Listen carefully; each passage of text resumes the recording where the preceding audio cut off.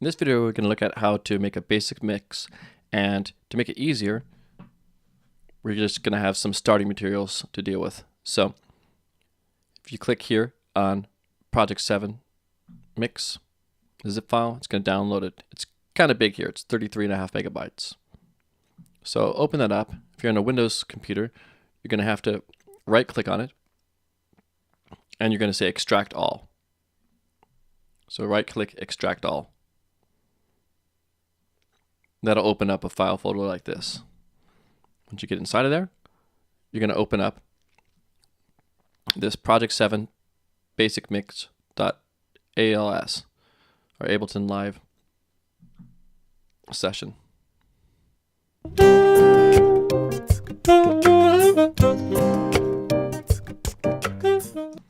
So it's got tracks already loaded in here. Okay. So what does our instruction set say? Basically what we're going to do is we're going to take these tracks and we're going to do some things with them to try to experiment with mixing ideas. This is not meant to fully make a great or awesome mix. It's mainly meant just to show you some aspects of the mix that can be used and get a feel for what they sound like. So after you've opened this thing up, what we're going to do is we're going to pan the tracks to give them different spatial separation in the left and right speakers. We're going to change the volumes of some of them because the saxophone needs to be the loudest. It's the main melody instrument. Then we're going to do some equalization and change the focus on loudness of different harmonic areas. In other words, we'll be trying to cut out some of the lower sounds of the piano and raise up some of the higher sounds. And that's going to make it so it's still bright and you can hear it and doesn't get its sound covered up by the guitar and other things. The guitar would kind of do the opposite. We're going to make the lower end sound louder, so we're going to bring up the bassy type of sound of the guitar. Finally, after we do all that, we're going to take the saxophone and add some delay and reverb to it to give it more of a smooth sound. And on our master fader, the fader that controls the sound and everything of all the tracks together, we're going to put a compressor on it to even out its loudnesses into different ranges. So we're going to make the quiets louder and the louds quieter, kind of even everything out, help things fit together. And we're going to make it so that it can't clip or have distortion by putting a limiter on it. And finally, we're going to put this spectrum analyzer on here that just shows us what things look like, so we can get an idea for how much bass, middle, and treble we have in the mix. So that's the thing. Let's get to it by first setting these tracks. Well, sax needs to be C or center, so there's no change to be made. Guitar is going to be left 15, piano right 5, beatbox right 20. We're actually going to hit the tab button too. You can hit tab, or you can click on this little button here, Session View Selector, and look at the different view that Ableton Live offers. It shows us all kinds of individual MIDI ideas, clips, and it shows us the mixer a bit more. Guitar, multi, I'm going to put that in L15. Let's solo that and play it. So we have that sound. I'm going to go hit tab or hit this again. Here's a guitar.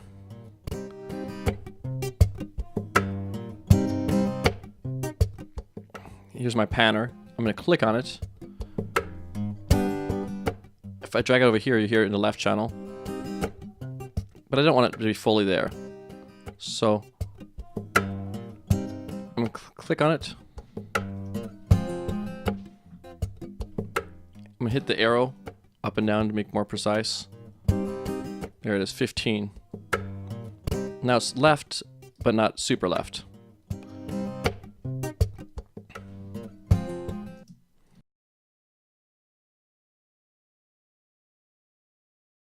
So if we play the whole thing together. You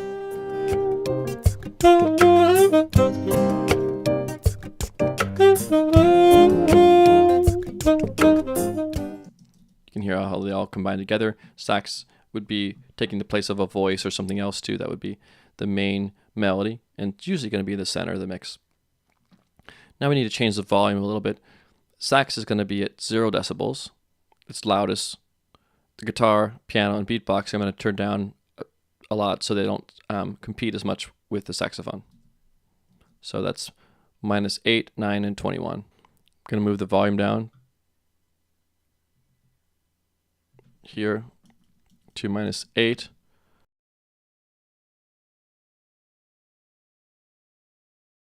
Now together they sound like this.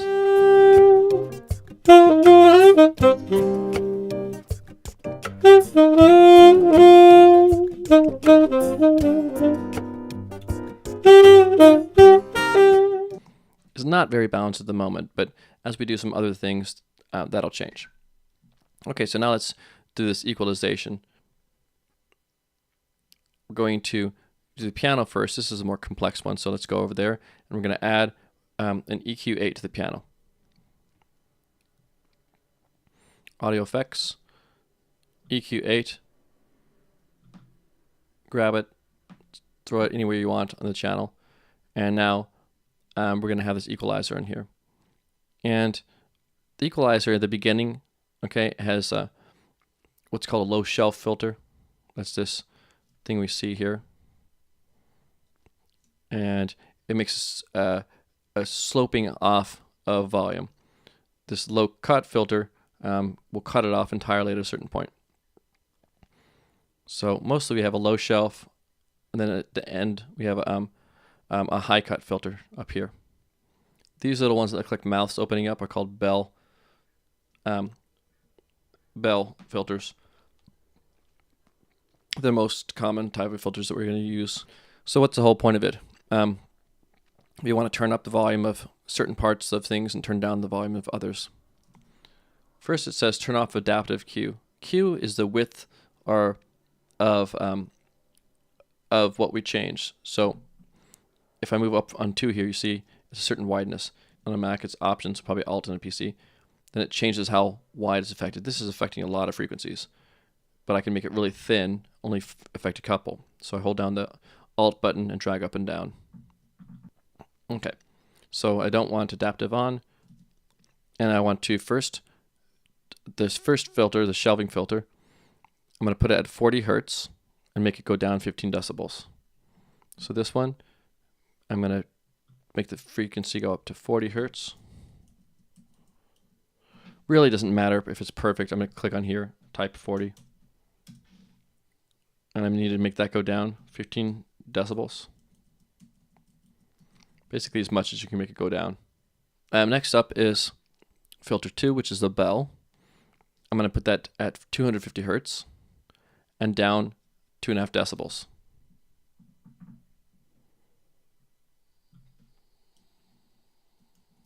Type it in.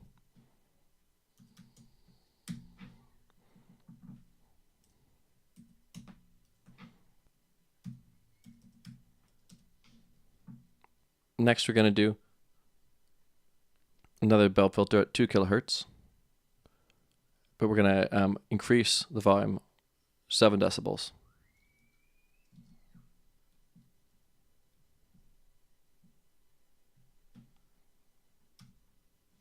You can type in 2500 because 2.5 kilohertz, and we're going to increase the volume by 7.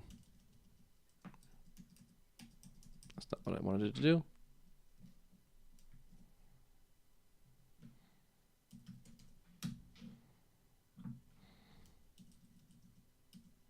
So it's a big increase, almost twice as loud. Q also needs to be up to 3. Click there, type in 3. Make it a lot sharper. Filter 4, a change to bell. Okay, because it's not currently bell. So I'm going to change this to bell, and then put it at 5.5 kilohertz.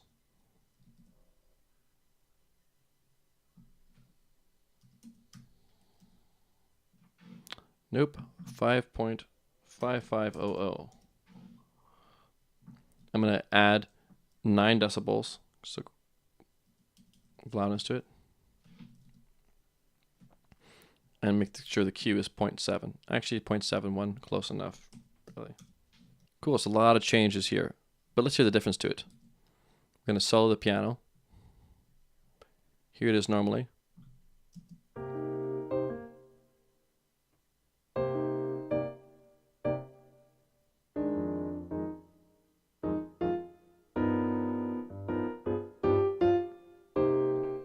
Here it is on.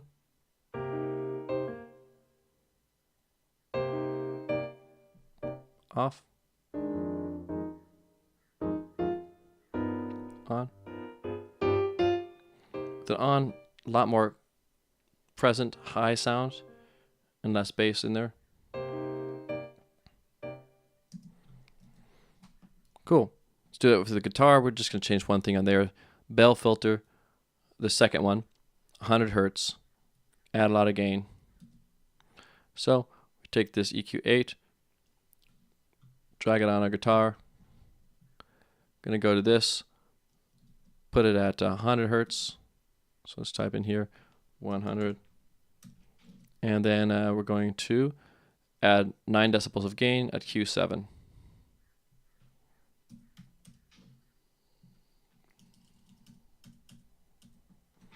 Here's it without. Solo guitar.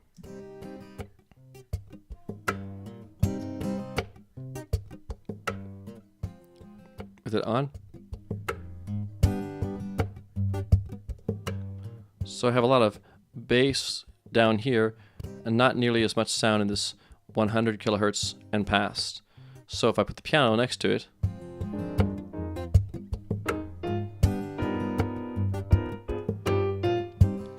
they sit, one's on the right, one's on the left, and the bass here is occupying most of this left part of the spectrum, where the piano, it has some of the overlap with one, which I've cut down, but it also has a lot more that's coming in this 1,000-ish area, really like 500 to 1,000 area.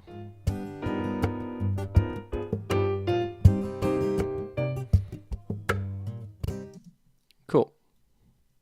So we've made those changes for the EQs. Now let's go into the saxophone. And the saxophone's going to, we're just going to add some effects on them. We're going to add delay and reverb. Delay, we're going to do linked at 4 so that the left and right channels both wait for 16th notes to play their copies of it, the echoes. And we're going to make the mix of it 15%. 100% would sound all echoes all the time. We only want it to be some small echoes that aren't super loud and overpowering. So linked at 4, dry wet mix 15. So we go to simple delay and make sure we're on the saxophone. Throw that in there, hit link.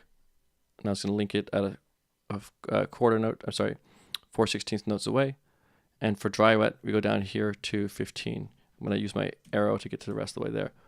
Let's hear what that sounds like.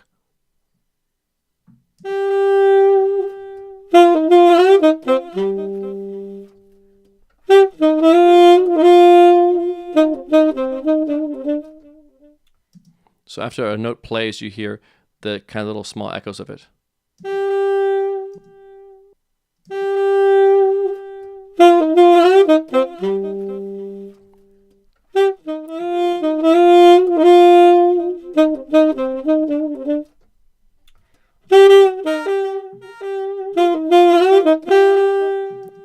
Now if I have it way up here, it's going to be too much. You can, if you want that though, just put the wet dry to more wet and then add feedback.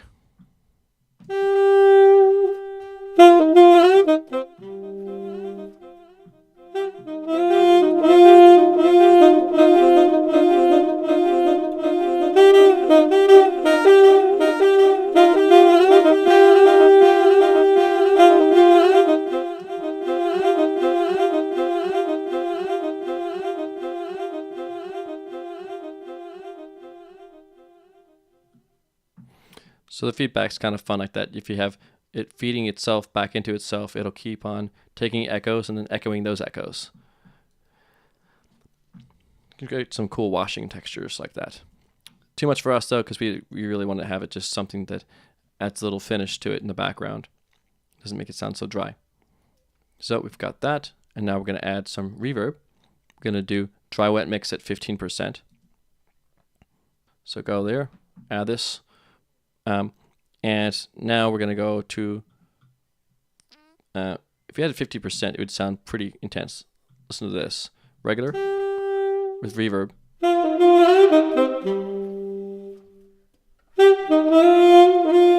we're going to take it moving down to 15%.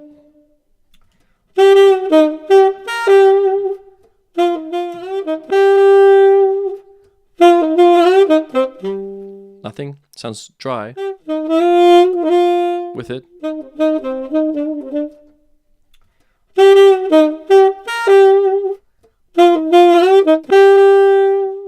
So you can hear it sounds pretty dry without it, but it doesn't sound overly glossed with the reverb on here on 15%.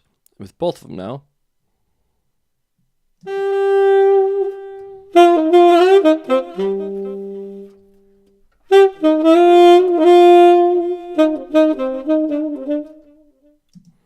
So I'm going to actually select them. You don't have to do this. I'm going to select them and hit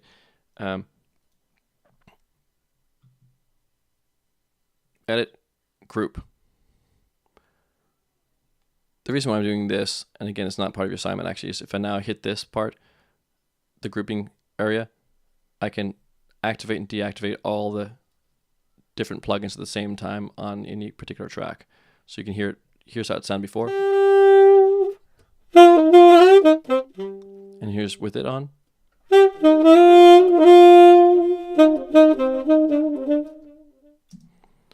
Big difference. Cool.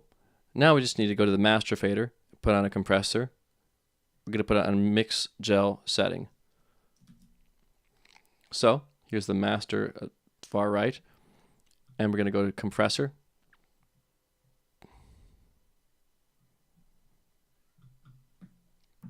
Throw it on there. If I click this icon here, it says hot swap presets. It'll open up the compressor's preset settings. I'm going to go to this one, mix gel. The idea of this one is just to make everything fit together in the mix. Double click on it and replaces my settings with those settings. Let's hear what the whole thing sounds like with it and without it.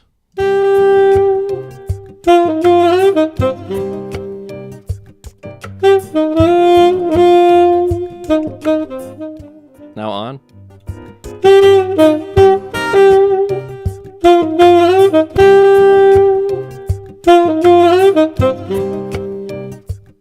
Not.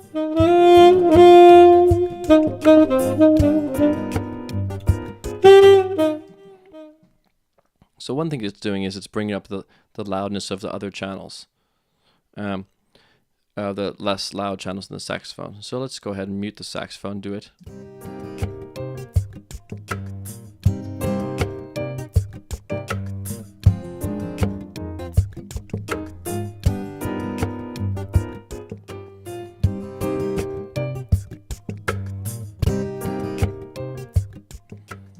So the reason why it's doing that is because the threshold is down here, it's pretty low. So it compresses things that arrive at that threshold. The louder stuff will get knocked down, like the saxophone will get knocked down. But this other stuff will get raised up.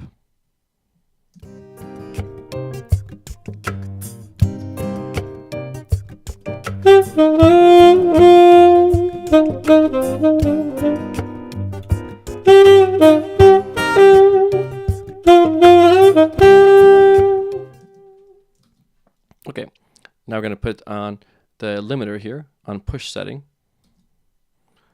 Limiter is a compressor that has a really high ratio, 100 to 1 or more. That means as soon as the sound gets past the threshold, the cutoff threshold, it just really pushes it back down, does not let it go past. So they'll be called limiters. Sometimes if they're really hardcore, they'll be called a brick wall limiter. And I'm looking, here we go, limiter. And I'm just going to drag it right setting already. Push. Now when I play it, without, and with.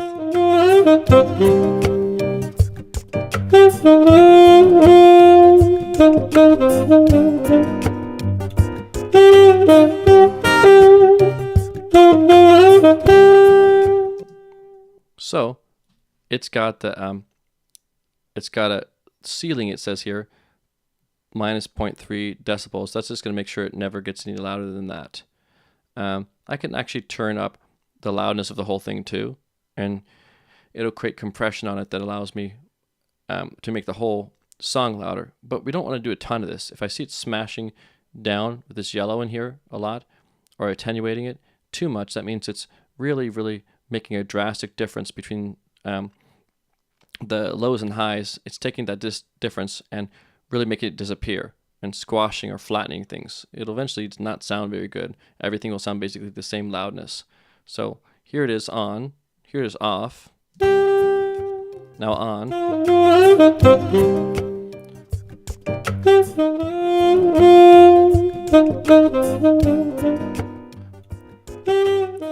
I can make it even louder if I want.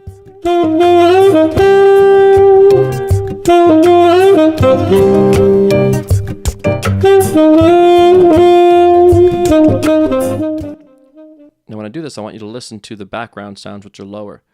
Okay, the foreground sound, saxophone, is going to stay about the same because it's almost as loud as it can be. Can't really get any louder. Just gets more even in its variations. So it doesn't go as loud or as soft. But listen to the background. Background sounds, you can't hear them as much if I do this.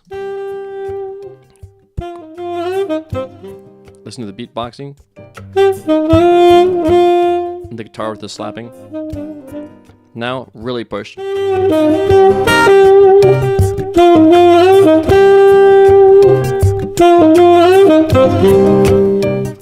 So every time the saxophone stops, then you immediately hear the softer sounds just get really loud in the background to it. They're crossing the threshold, so it makes them get louder. So that's way too much. Take this thing, turn it way back down to 4.5 or whatever it was that was on. That's enough.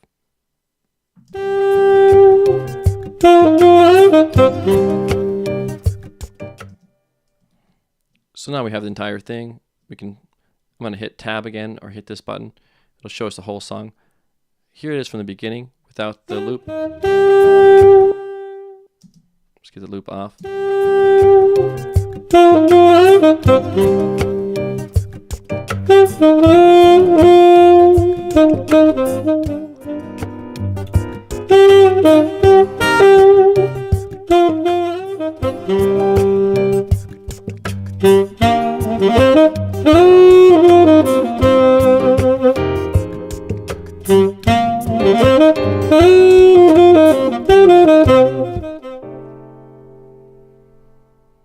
Now put the spectrum analyzer on here and made it so it shows all the different frequencies. This is frequency from left to right. This is low, middle, and high. And this is loudness from really, really soft to much louder. So it shows you how loud each of these frequencies are in the graph. And then you can see, do I have a pretty good representation of bass, middle, and high, or have way too many highs, not enough lows? I can visually see what the balance looks like. So I'm going to go ahead and play it again here and just watch that.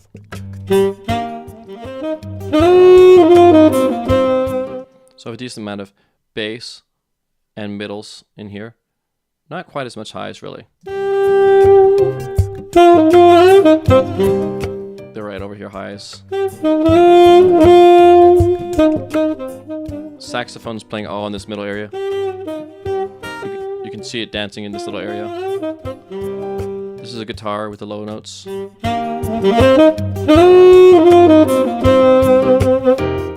So mostly from 100-ish to the 2,000 to 4,000 range. So if you're doing a lot of mixing, you'll be looking at spectrum analysis like this too, just to see where your balance is in the mix. You want to hear it and see it both. When you've got everything done, export your MP3 and upload it to me for Project 7.